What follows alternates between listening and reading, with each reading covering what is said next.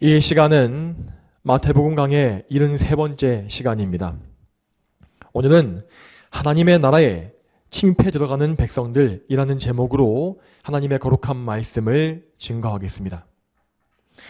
여러분, 예수님께서는 지금까지 이 세례 요한의 사역에 대해서 평가하시면서 그 요한이란 사람이 예수님께서 오실 길을 잘 예비한 좋은 사역자였다고 말씀하셨습니다. 세례 요한은 구약시대의 마지막 선지자로서 그 옛 시대의 마침표를 찍는 역할을 하였고, 또한 구약의 모든 모형들을 성취하실 그리스도에 대하여서 열심히 선포했습니다.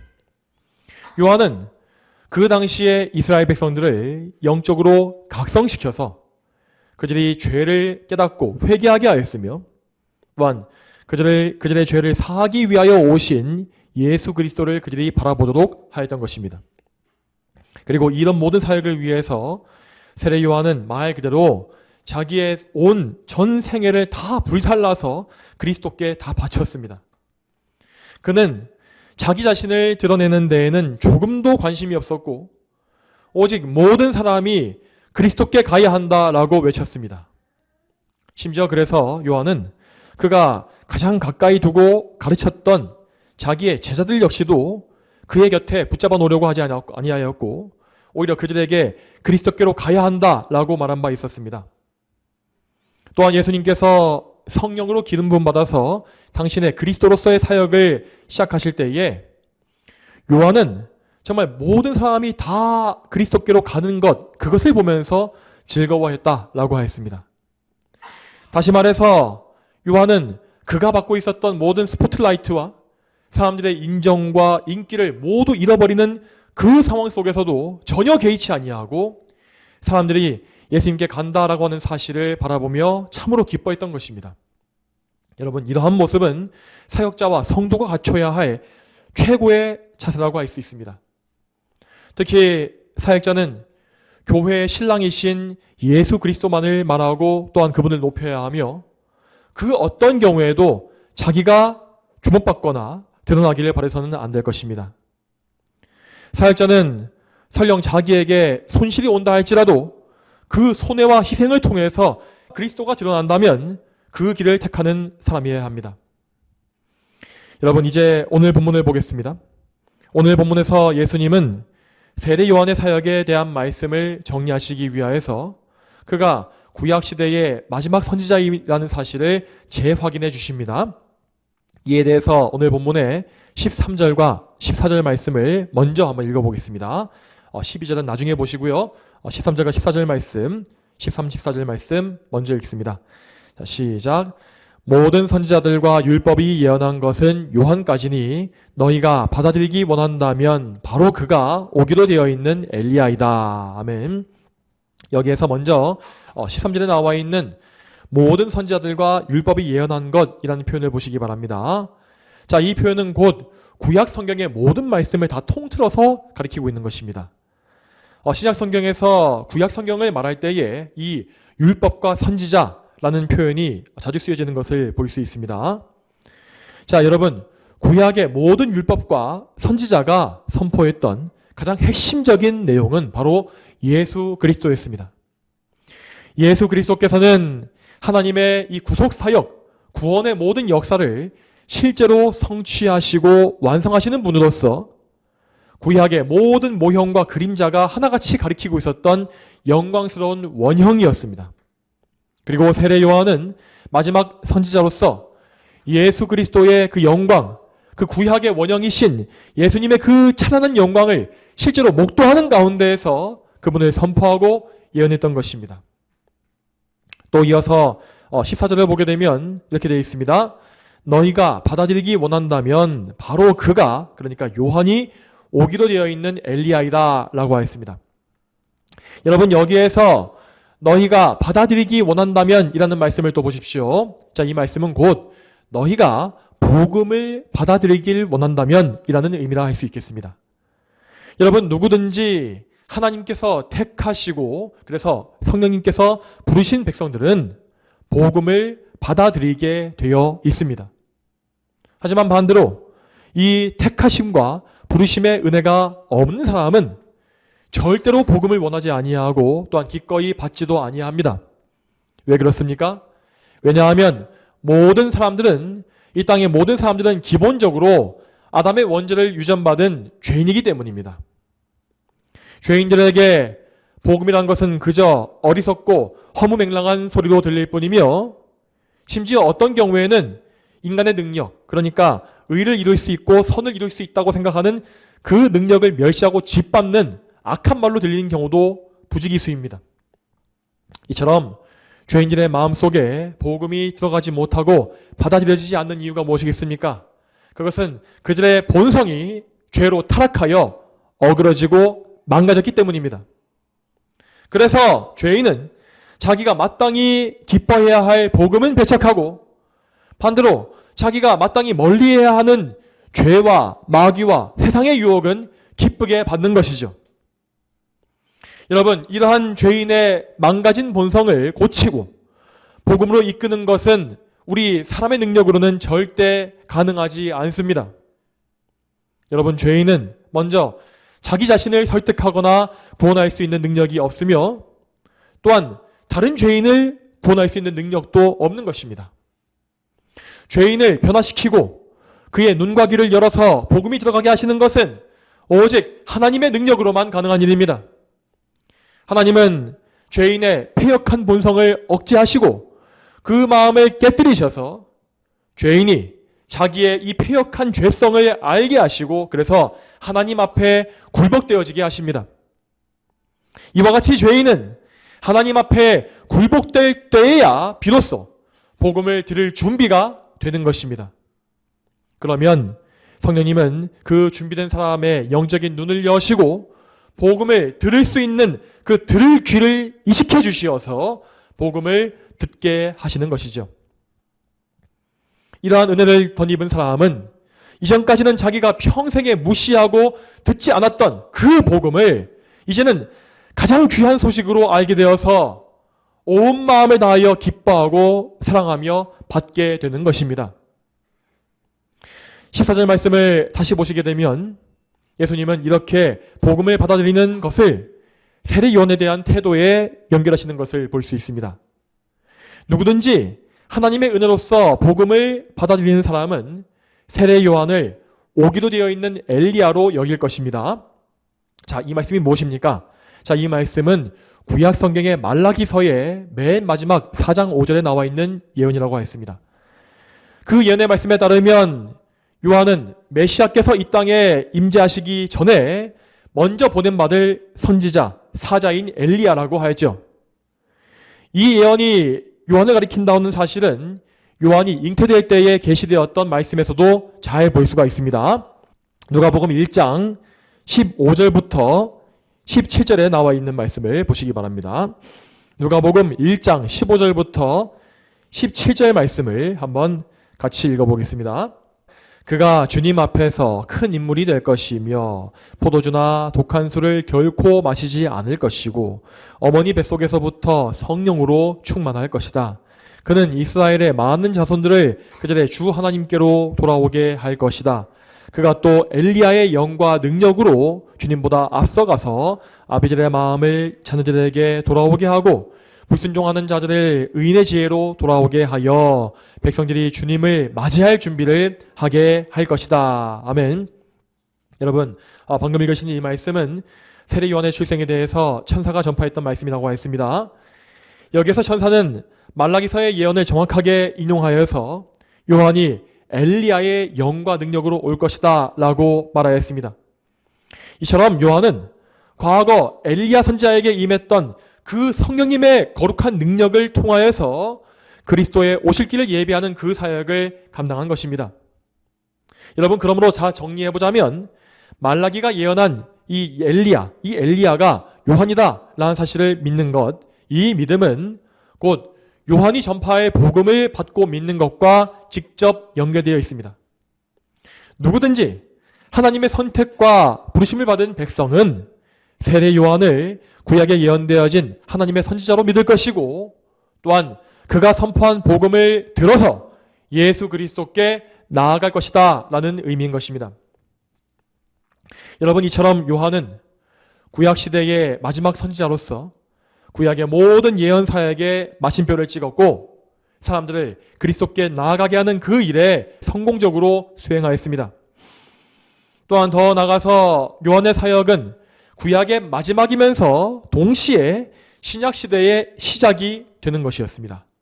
자, 요한의 사역이 신약 시대의 시작이었다라는 것에 대해서 오늘 본문에 처음에 나와 있는 12절 말씀 같이 한번 보겠습니다. 오늘 본문의 12절 말씀 같이 한번 읽어보겠습니다. 마태복음 11장 12절 같이 읽습니다. 시작. 세례자 요한의 날들로부터 지금까지 하늘나라가 침입을 당하고 있으니 침입하는 자들은 그 나라를 탈취한다. 아멘. 여러분, 이 12절의 말씀에서 예수님은 요한의 사역과 하늘나라의 관계가 무엇인지를 말씀하십니다. 여러분, 그런데 이 하늘나라에 대한 말씀이 어디에 나왔었습니까? 자, 그 말씀은 앞에서 우리가 보았던, 그러니까 전주에 보았던 11절에서부터 이미 시작되었던 것입니다. 그래서 우리가 오늘 본문인 12절을 이해하기 위해서는요, 먼저 11절을 다시 한번 살펴보면서 우리의 기억을 되살릴 필요가 있습니다. 여러분, 11절에서 예수님은 분명히 말씀하시기를 그러나 하늘나라에서는 가장 작은 자라도 그보다 요한보다 더 크다라고 하신 바 있습니다. 이 말씀이 의미하는 바는 신약 시대에 이 하늘나라의 활짝 열린 은혜가 얼마나 놀랍고 큰지를 말하는 것입니다. 이 말씀에서 요한은 구약시대를 대표하는 인물로서 제시되고 있습니다. 앞에서 계속 말한 바와 같이 요한은 구약시대에 속한 마지막 인물로서 구약시대의 관점을 가지고서 예수님을 바라봤습니다. 자, 물론 요한은 예수님께서 기름 부음 받으시고 사역을 시작하셨던 그 공생의 초기의 사역을 보긴 봤습니다. 자, 하지만 그는 그분의 사역, 그리스도의 사역에서 가장 중요한 부분은 보지 못하고 세상을 떠났습니다. 요한은 예수님의 공생의 중반쯤에 처형되었으므로 그분의 사역 후반부에 마지막에 벌어진 십자가 사건과 죽으심과 부활과 승천은 보지 못한 것입니다. 그렇지만 이와 다르게 요한의 시대 이후에, 요한이 떠난 이후에 그리스도를 믿은 수많은 신약의 성도들은 그들 모두가 예수 그리스도의 복음을 명확하게 듣고 믿는 그 은혜를 누리게 된 것입니다. 그러므로 그들은 그리스도께서 이 땅에 세우신 하늘나라, 하나님의 나라에 부름받은 것이었습니다. 그 하늘나라에 속한 신약의 성도들은 그들이 아무리 작고 형편이 없는 사람이라 할지라도 그리스도의 복음을 모두 알 수 있는, 요한이 몰랐던 그 복음을 모두 듣고 알 수 있는 그 영광을 누리게 되었죠. 이와 같이 신약의 성도들은 구약시대의 모든 위대한 성도들과 비교할 수가 없이 크고 놀라운 은총을 입게 된 것입니다. 그래서 예수님은 분명히 말씀하시기를 하늘나라에서는 가장 작은 자라 할지라도 요한보다 더 큰 자이다 라고 하신 것입니다. 이제 11절의 핵심을 정리해보자면 이 말씀은 신약시대의 그리스도께로 부름받은 성도들이 얼마나 크고 무겁고 놀라운 은혜를 입은 것인지를 우리에게 말해주고 있는 것입니다. 여러분, 옛날 우리의 선조들, 그러니까 저 멀리 구약시대의 성도들은 마치 어둠 속에서 희미한 빛을 향해서 더듬어 찾는 것 같은 신앙생활을 하였습니다. 그들에게는 우리가 지금 당연하게 받고 있는 그리스도의 복음이 조금 더 명확하게 주어진 바가 없었고 온갖 복잡한 제사의식과 정결법과 절기들만이 주어져 있었습니다. 그리고 그들은 아직 완성되지 아니한 예언들을 통해서 장차 오실 그리스도를 미리 바라보고 믿어야 하는 그런 고충을 겪었지요. 그러나 요한의 끝으로 하여서 그 어둠의 시대는 끝이 났고 이제 예수 그리스도께서는 영광스러우신 하나님의 나라를 이 땅에 세워주신 것입니다. 그리고 예수님은 구약시대의 모든 성도들이 꿈속에서도 그려왔던 그 약속의 성취를 우리에게 명확하게 보여주셨습니다. 바로 이 은혜 덕택에 우리는 그리스도의 복음을 통해서 예수 그리스도를 알고 믿을 수 있으며 성령님을 통하여서 그 그리스도의 놀라운 모든 공로를 선물로 거저 얻는 것입니다. 여러분, 이러한 것이 정말 사실이라면 이 복음을 받고 그리스도의 나라에 들어온 사람들의 반응은 과연 어떠해야 하겠습니까? 신약시대에 그리스도께 부름받은 모든 백성들은 그리스도께서 통치하시는 하늘나라에 초청받은 백성과 같습니다. 이 하나님의 나라는 이 세상의 그 어떤 좋은 나라와도 비교할 수가 없는 영원한 영광의 나라입니다. 당연히 이 나라에 부름받은 백성들은 엄청난 기쁨과 감사로 그 부름에 응답해야 할 것이고, 또한 그 나라에 들어가기 위하여서 요구하시는 모든 것들에 가장 큰 열심을 내고서 모든 노력을 다해야 마땅합니다. 바로 그 열심, 천국을 향해 나아가는 그 성도들의 열심에 대하여서 오늘 12절 말씀은 가장 명확한 명령을 내리는 것입니다. 여러분, 12절에서 예수님은 말씀하시기를 세례자 요한의 날들로부터 지금까지 하늘나라가 침입을 당하고 있으니 라고 하셨습니다. 여기서 먼저 세례자 요한의 날들로부터 지금까지라는 말은 세례 요한이 사역을 시작했던 그때부터 시작하여서 예수님이 사역을 하고 계시던 12절의 이 시점까지를 의미합니다. 자, 이 간격은 겨우 2년도 채 되지 아니하는 짧은 기간이었습니다.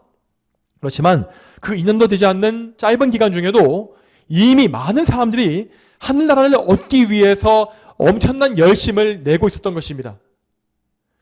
그들의 열심에 대해서 예수님은 말씀하시기를 그들이 하늘나라에 침입하여 들어가고 있다라고 하신 것이죠.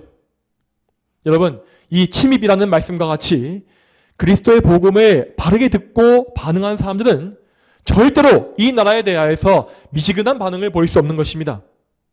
왜 그렇습니까? 왜냐하면 그 복음은 우리 사람에게 영원한 생명을 주는 것으로서 우리 모두를 죄와 사망과 멸망의 수렁에서 영원히 건져주기 때문입니다. 그러므로 여러분, 우리는 복음을 듣는다라는 것이 무엇인지를, 이것이 우리에게 어떤 의미인지를 정확히 알아야 하겠습니다.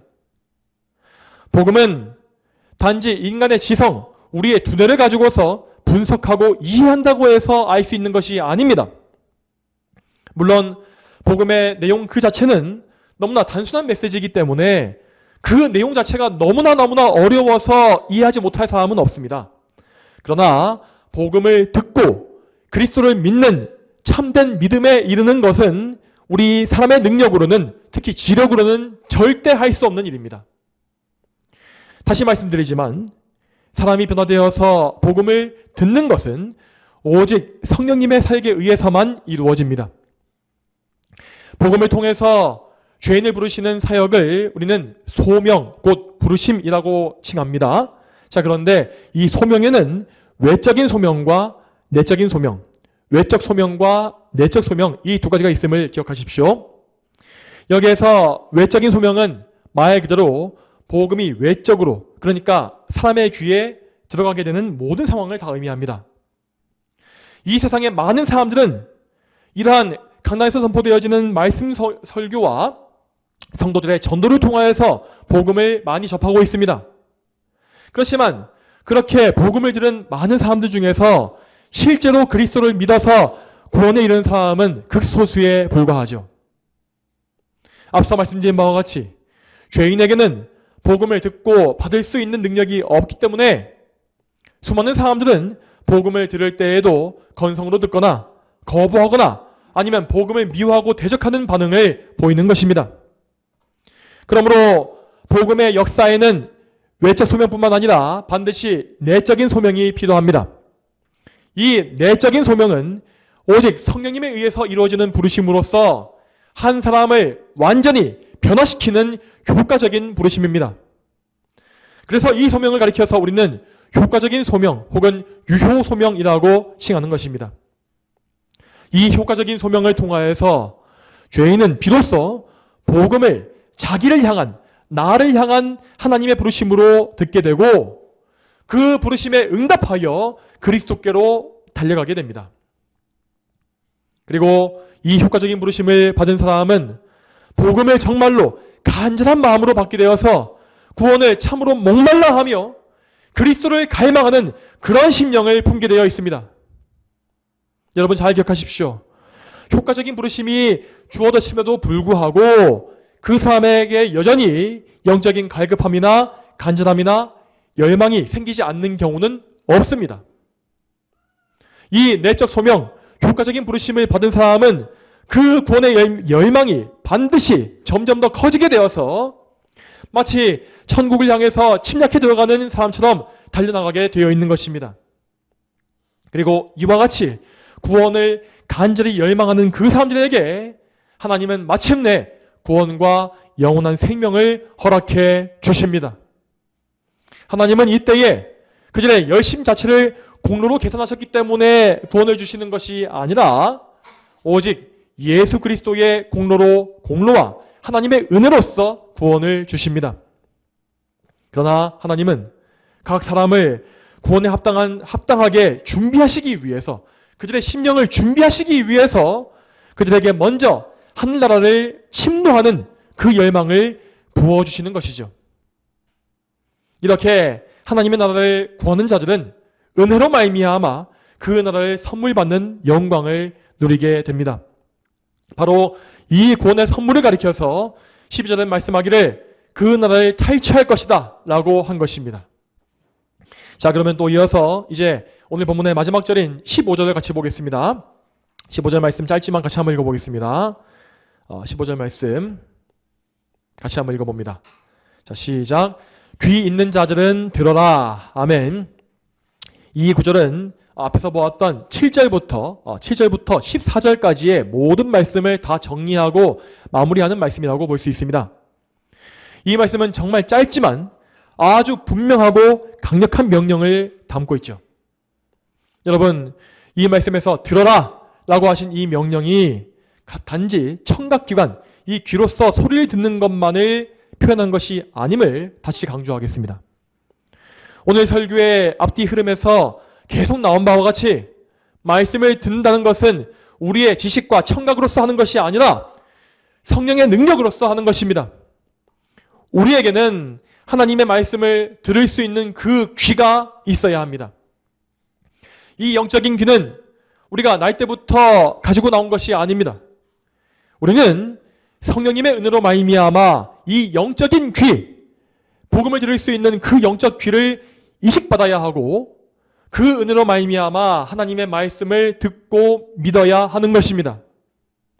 여러분, 그러므로 이 말씀을 들으시는 여러분 중에서 이것이 나를 향한 하나님의 말씀이다라는 사실을 명확하게 인지하지 못하고 계시거나 혹은 이 말씀을 나 자신에게 적용하여서 실제로 순종하게 되어지는 열매가 나오지 않는 분들은 지금 여러분 자신의 현실이 어떠한지를 직시하셔야 합니다.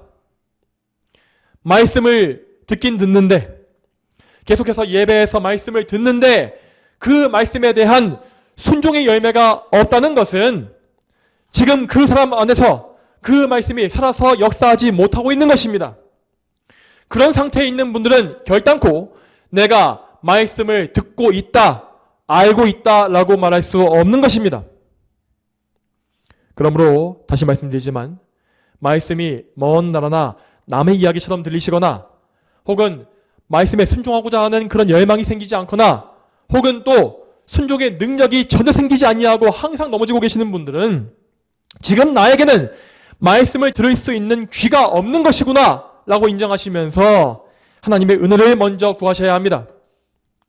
여러분, 그러므로 다시금 말씀에 귀를 기울이시고 영적으로 깨어나십시오. 여러분의 상태를 잘 살펴보시고 지금 정말 내가 이 시간에 말씀을 듣고 있는 것인지 그렇지 않은지를 정직하게 판단해 보셔야 합니다. 만일 여러분께서 말씀에 순종하고자 하는 열심이 없음에도 불구하고 여전히 말씀을 귀로 듣는 것에만 만족하신다면 여러분은 결단코 하나님의 나라에 들어갈 수가 없습니다. 그러면 이러한 사실을 기억하시는 가운데서 이제 오늘 말씀을 좀 더 구체적으로 해석하고 적용해 보겠습니다. 여러분, 오늘 본문에서 우리는 아주 독특한 표현을 하나 접하게 되었습니다.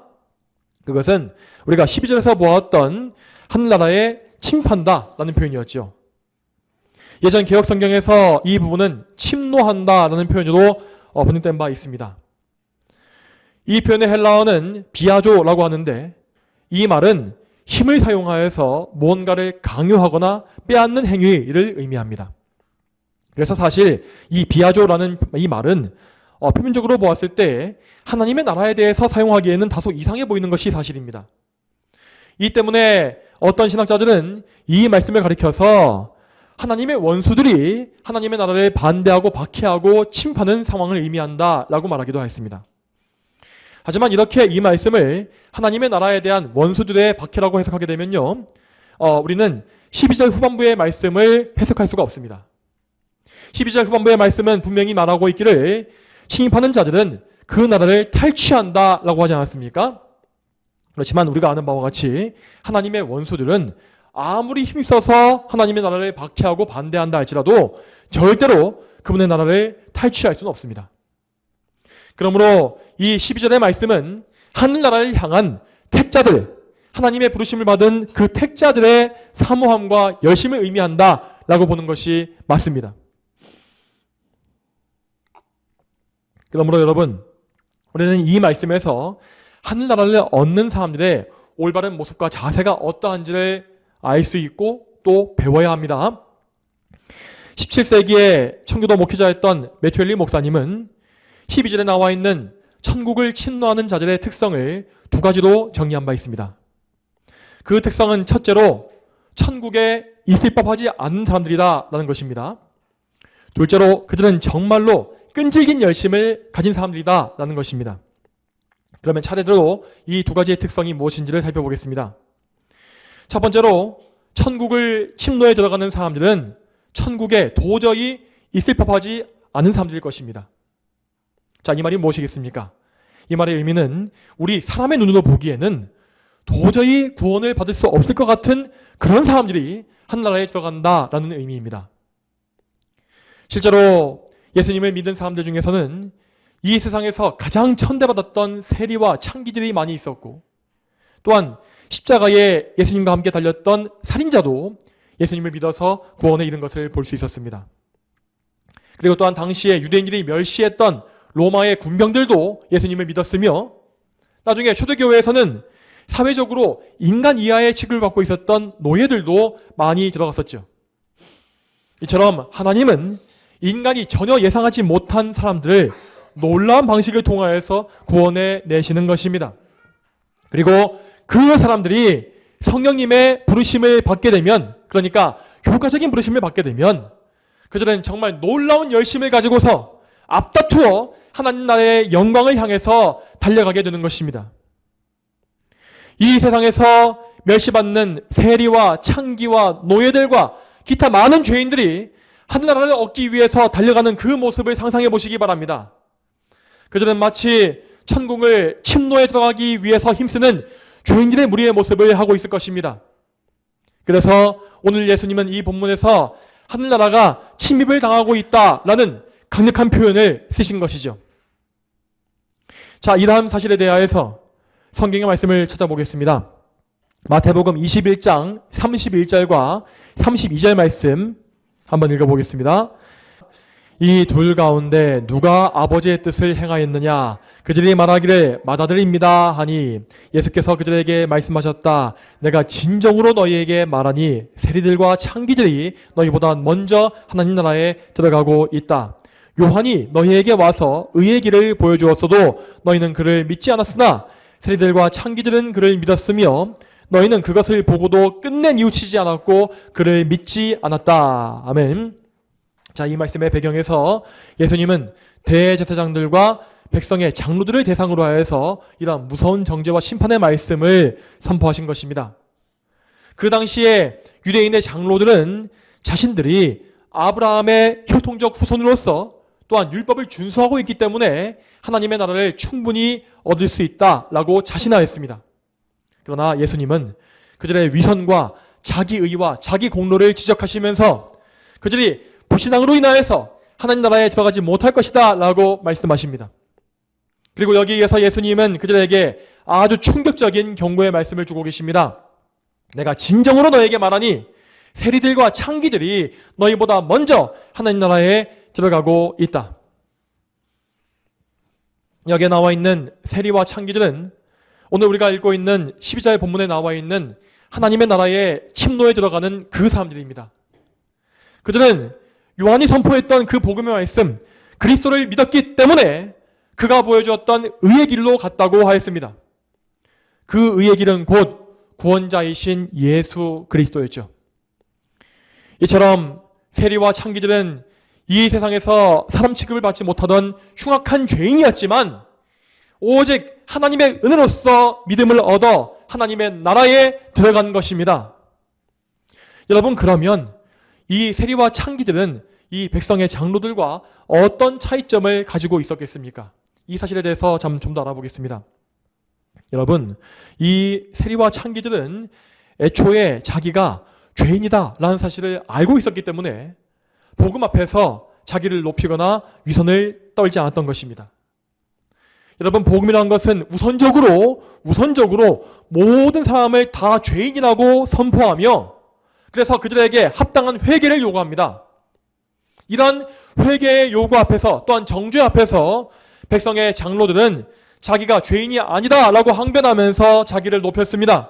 그러나 세리와 창기들은 평소에도 항상 죄인으로 여겨지면서 마음이 상해 있었고 낮추어져 있었기 때문에 이 복음의 요구 앞에서 좀 더 수월하게 자기의 죄인됨을 인정하고 그리스도를 바라봤던 것입니다.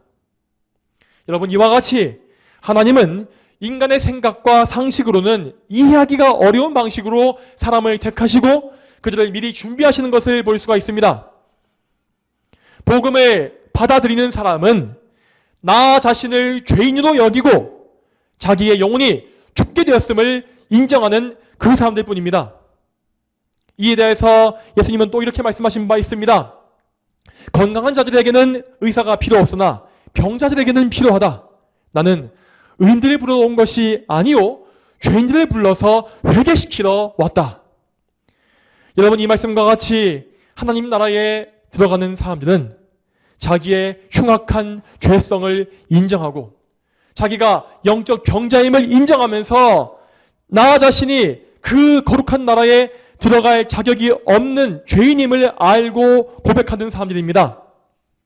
여러분, 이런 면에서 우리 자신의 모습을 보시기 바랍니다.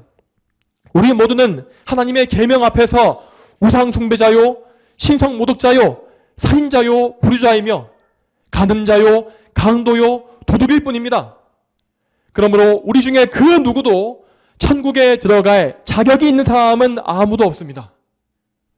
우리 자신은 정말로 천국에 어울리지 않고 자격도 전혀 없지만 오직 하나님의 은혜와 그리스도의 공로로 또한 믿음으로 말미암아 그 나라를 상속받는 것입니다.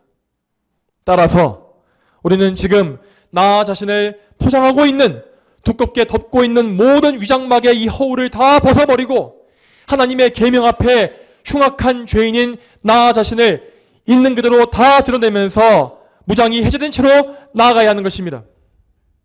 여러분, 그러므로 여러분께서는 반드시 하나님 앞에 여러분의 죄악된 본성과 또한 모든 죄에 대해서 가감이 없이 다 말씀드릴 수 있으셔야 합니다. 따라서 항상 회개하실 때에는 두루뭉술하게 죄를 뭉뚱그려서 말씀하시거나 스쳐가듯이 말씀하시는 것이 아니라 정말 무릎을 꿇고 여러분의 죄를 낱낱이 고백하여 아뢰십시오. 그리고 여러분, 그 죄악된 행동 자체만을 고백하시는 것이 아니라 거기서 더 나아가서 그 죄가 지어질 수밖에 없었던 그 원인인 여러분의 마음속의 죄악과 또한 악한 본성이 무엇인지도 다 하나하나 아뢰시기를 바랍니다. 다시 한번 기억하시기 바랍니다. 우리의 죄된 행동과 그 죄된 행동의 근본이었던 마음속 죄악과 악한 본성이 무엇인지를 다 고백해야 하는 것입니다. 여러분, 이렇게 우리는 그 어떤 면에서도 나의 의를 내세우지 말고 나의 공로나 혹은 나의 기준을 앞세우는 일도 없어야 합니다. 우리는 언제나 하나님 앞에 용납받을 수 없는 죄인에 불과하며 오직 그리스도의 의로만 하나님 앞에 받아들여질 수 있습니다. 우리는 이 사실을 기억하면서 하나님 앞에 그저 나의 빈손을 높이 들고 천부여 의지없어서 손들고 옵니다 라는 그런 마음으로 항복하며 나아가는 겸손한 심령을 항상 품어야 하겠습니다. 다음으로 또 하나님 나라에 들어가는 자들의 두 번째 특성을 살펴보겠습니다. 이 사람들은 정말로 은혜에 대하여서 끈질긴 열심을 가진 사람들임을 기억하시기 바랍니다. 여러분께서 자기의 죄인됨을 정말 깨닫고 하나님 앞에서 그것을 인정했다면 이제 여러분은 끊임없이 은혜를 구하시면서 하나님의 나라를 주십시오 라고 간청하셔야 합니다. 여러분이 아무리 입으로 또한 머리로서 내가 죄인이다 라고 인정한다 할지라도 여전히 구원을 향한 강한 열심이 없다면 사실상 여러분은 아직은 여러분 자신이 얼마나 큰 죄인인지, 얼마나 심각한 죄인인지를 모르고 있는 것입니다. 여러분 한번 잘 생각해 보시기 바랍니다. 자기가 정말로 죄인이고 그래서 하나님의 심판과 진노 아래 처해 있다라고 알고 있는 그 사람이 어떻게 그 사람이 은혜를 간절히 구하지 아니하고 그 간절한 마음을 품지 아니하고 미지근하게 살 수 있겠습니까? 성경은 그런 사람이 절대 있을 수 없다고 우리에게 말하고 있습니다. 여러분 다시 한번 오늘 본문의 12절에서 하나님이 말씀하고 계시는 열심이 무엇인지를 보시기 바랍니다. 하나님께서 우리에게 요구하시는 열심은 천국을, 하나님의 나라를 침노해 들어간다라고 말할 정도의 엄청난 열심입니다. 그리고 하나님은 우리를 향하여서 너희가 나의 이 거룩한 나라를 침노하여서 탈취해라 라고 말씀하실 만큼 우리의 이 열심을 바라시는 것입니다. 그러므로 여러분 모두는 천국이 거룩한 침노를 당하게끔 거기에 정말 열심히 들어가기를 힘쓰셔야 합니다. 여러분 항상 잘 기억하십시오. 구원을 은혜로 거저 받는다, 공짜로 받는다라는 것의 의미는 구원을 받기 위해서 필요한 공로가 그리스도께 있다라는 의미입니다. 그렇지만 이 은혜가 거저 주어진다라고 하여서 우리가 아무 노력도 하지 아니하고 가만히 있어도 되는 것은 아닙니다. 그저 착실하게 예배에만 잘 나오고 말씀을 많이 듣고 점점 더 지식을 많이 알게 되면 자연스럽게 구원받게 될 것이지 라고 하는 것은 성경에 전혀 근거가 없습니다. 우리에게는 먼저 하나님이 부어주신 바 뜨거운 열심, 복음에 대한 열망과 구원에 대한 그 열심이 반드시 있어야 합니다. 우리는 하나님의 은혜를 얻기 위하여서 정말 우리의 몸과 마음과 뜻을 다해서 매달리고 간청하는 열심과 노력을 반드시 얻어야 하는 것입니다. 여러분, 그러므로 여러분은 열심을 다해서 자기를 부인해야 하고 여러분의 부패한 본성을 죽이기 위해서 힘쓰셔야 합니다. 또한 여러분 자신의 이 마음의 잘못된 성향과 기질을 바꿔나가기 위해서 몸부림쳐야 하며 악한 습관과 싸우셔야 하고 고난을 이기셔야 합니다. 하지만 이 모든 싸움은 오직 하나님의 은혜로만 승리할 수 있는 것이기 때문에 여러분은 마치 하나님과 씨름을 하듯이 기도로 간절하게 매달려야 하며 또한 여러분의 기도를 막고 있는 모든 방해를 다 헤쳐나가야 하는 것입니다. 여러분 다시 말씀드리지만 하나님의 은혜를 얻는 이 길은 결코 쉬운 것이 아닙니다. 여러분은 기도하기 위해서 많은 희생과 어려움을 겪어나가야 합니다. 그래서 여러분은 삶의 다른 요소들을 포기할 수 있어야 하는 것입니다. 여러분 실제로 하나님은 때때로 우리의 잠을 줄여서라도 기도할 것을 요구하시며 우리의 재산을 포기해서라도 기도하라고 명하십니다. 심지어 하나님은 우리의 건강과 생명까지도 포기해가면서까지 기도하기를 요구하시는 경우가 있습니다. 그래서 실제로 우리의 믿음의 선조들은 정말 시간과 돈과 명예와 건강과 생명까지 희생해 가면서 기도에 힘썼고 그래서 하나님의 은혜를 풍성하게 얻은 것입니다. 여러분 그 선조들이 뭔가 대단하고 훌륭한 사람이어서 그렇게 했던 것은 아닙니다. 그들은 우리와 모든 성정이 똑같은 인간이었고 인간적으로는 우리보다 훨씬 더 몸이 허약하고 부족한 사람도 많이 있었습니다. 그렇지만 그 선조들과 우리의 차이는 하나님의 은혜를 사모하는 그 뜨거운 마음의 수준 차이에 있었습니다. 우리 믿음의 선조들은 정말로 하나님의 은혜를 자기의 생명보다 더 귀하게 여겼기 때문에 그 은혜를 얻기 위해서라면 자기의 모든 것을 희생할 준비가 되어 있었습니다. 하지만 여러분 지금 우리를 포함해서, 저와 여러분을 다 포함해서 이 시대 교회 안의 성도들은 이렇게 은혜를 갈망하는 열망 자체가 매우 적기 때문에 그만큼 기도에 대해서도 마음이 생기지 않는 것이고, 또한 그래서 이 세상을 이기지 못하는 것이며 계속해서 잘하지 못하고 영적인 난쟁이로 남아있는 것입니다. 여러분, 지금 우리는 정말로 영적인 난쟁이의 시대에 살고 있습니다. 옛적 우리의 선조들은 정말 영적인 거인들로서 그들이 죽은 이후까지도 우리에게 이렇게 영적인 유익을 남겨주고 있는데, 지금 우리는 우리가 살고 있는 이 시대에조차도 영적인 유익을 거의 끼치지 못하고 있는 것입니다. 그러므로 우리 모두는 이러한 현실에 대해서 부끄러워하고 회개하면서 오늘 주시고 계시는 주님의 말씀에 집중해야 합니다. 우리는 주님의 말씀과 같이 한 나라를 침노에 들어가는 열심 있는 백성이 되어야 하겠습니다. 항상 깨어서 영적인 전투태세를 유지하며 말씀으로 하나님의 뜻을 알고 기도로 하나님의 은혜를 얻는 그러한 기도와 말씀, 그런 경건과 거룩의 삶을 살아가야 하는 것입니다. 여러분, 잘 기억하시기 바랍니다. 이런 말씀과 기도의 삶은 모든 성도들에게 한 명도 빠짐없이 다 주어진 하나님의 소명, 곧 부르심입니다. 그러므로 우리는 이 부르심에 응답하여서 항상 하나님의 은혜를 사모하며 구하며 또 공급받는 백성이 되어야 하겠습니다. 우리 하나님은 당신의 은혜를 사모하는 자들을 기뻐하시며 간절히 구하는 모든 자들에게 후히 베풀어 주시는 은혜의 하나님이십니다. 저와 여러분이 이 사실을 온전히 믿고 하나님을 신뢰하며 또한 그분의 부르심에 순종하여서 천국을 침노에 들어가고 탈취하는 거룩한 백성이 다 되기를 주님의 이름으로 축복합니다. 다 함께 기도하겠습니다. 하나님 아버지, 오늘도 우리에게 이 마태복음의 말씀을 통하여서 천국을 침입하여 들어가는 그 성도의 열망이 무엇인지, 그 믿음의 열매가 무엇인지를 또한 보게 하심에 참으로 감사와 영광을 올려드립니다.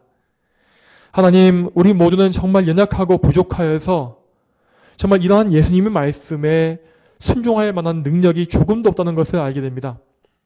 우리에게는 정말 나 자신을 심각한 죄인으로 여기고 나의 죄성과 죄를 있는 그대로 다 고백하는 그런 겸손함이 없고, 또한 우리에게는 천국을 침노한다라고 말할 법한 그러한 열심과 갈망도 잘 나타나지 않고 있음을 보게 됩니다.